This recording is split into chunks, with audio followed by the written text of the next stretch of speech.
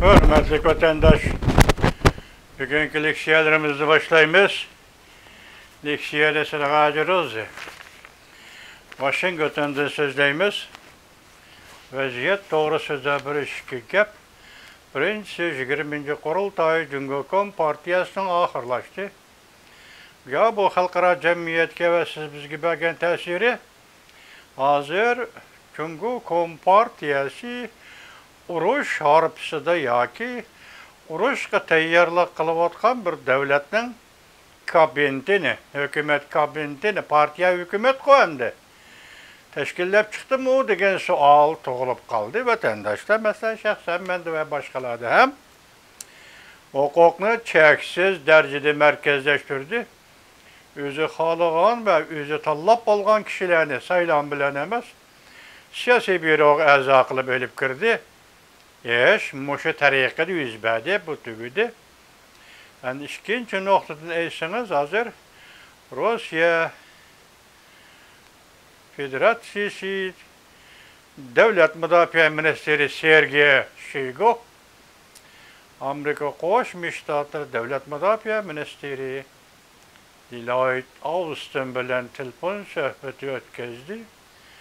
3 kun ichida 2 qatam. O da iki katı.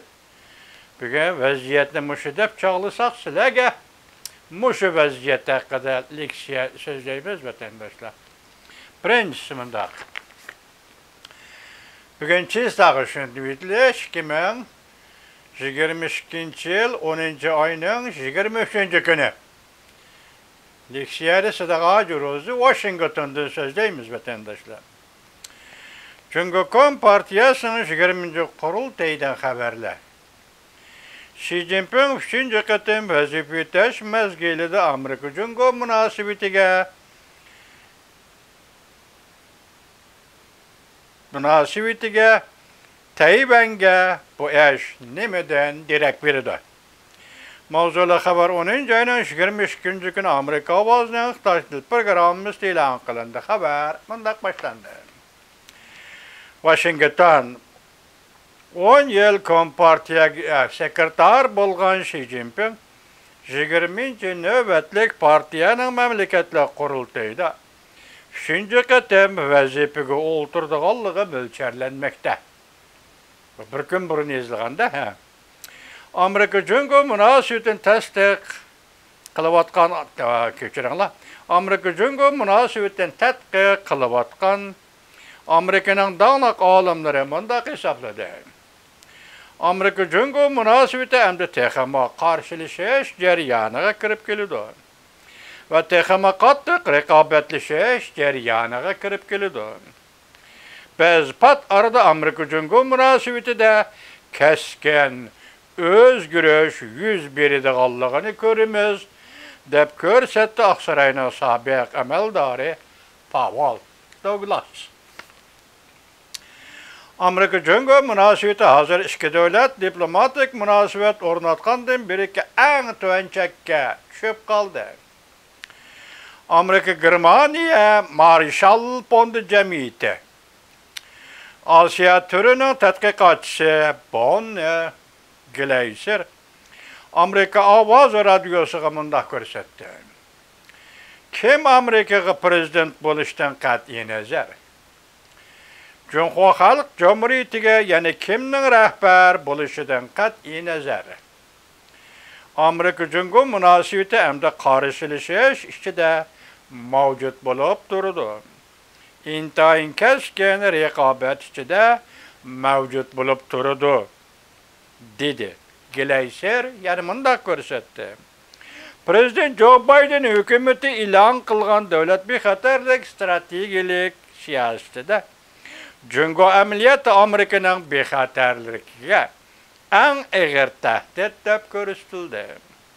Hamda Jungo Amerikaning dunyoning har qaysi joylaridagi do'stlari, ittifoqdoshlariga ham eng og'ir tahdid deb ko'rsatildi. Yana bir xabar vatandosh Li Keqiang Wang Yang qatardan chiqarildi. Cumhuriyet Partiyası en aciz qo'g'dug'uchilardan huquqqa binti teşkillep çıktı. Yani partiyanı qoğdaydı bu kişiler ki en aciz kişiler deydi şu 7 nefer kişini. Mavzulu haber 10. ayının 22. günü büyük İrat orbiti ilan kılındı haber. Bunda görüştüldü. Bunda başlandı. Li Keqiang, Wang Yang, Li Jianshu, Han Jing bu 4 nefer kişi Merkezi Komite Siyasi Büro daimi heyetlik katarıdan kaldırıldı. Siyasi büronun azaları Katar'daki Wang Jing, Allah daimi heyetle bu, heyetle.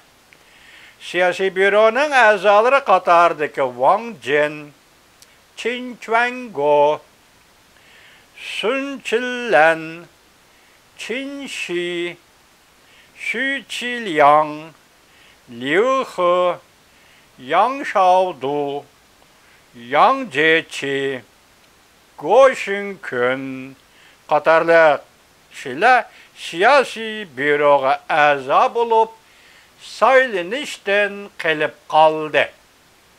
Bunu açıda başkalarını koyup fakat Qin Quanguo'nu köreyli. Qin Quanguo sabık gubernatör Şinjan Uygur Abdunum rayına əvətilgən 5 yıl Uygurlarını soykırım kılgan cellat. Hazır bu daimi heyetle Çan vilayeni Xitayça Katar'a kiriş uyak tutsun. Hatta şu daimi heyetlerge yakın turduğun əza, siyasi büronun əzası, ya ki 25 kişinin Katar'a, ya ki 205 nefer kişinin Katar'a kirelmedi. Demek əza buluş salayeti elip taşlandı. Digen gepetendaş. Endi yani bir haber. Adetin taşkırı iş mi? Çünkü Kompartiyası 20. kuruldu siyasi büro daimi heyet azalarını saylap çıktı. Mavzulu haber 10. ayının 22. günü büyük İrat orbiti ilan kılındı. Haber bundak başlandı. Çünkü Kompartiyası 20. nöbetlik 1. umum yığın 10. ayının 23. günü açıldı. Yeni bir nöbetlik Merkezi Komite Siyasi Büro azalarını ve daimi heyet azalarını saylap çıktı. 7 nefer daimi heyet azaları am bilen yüz görüştü.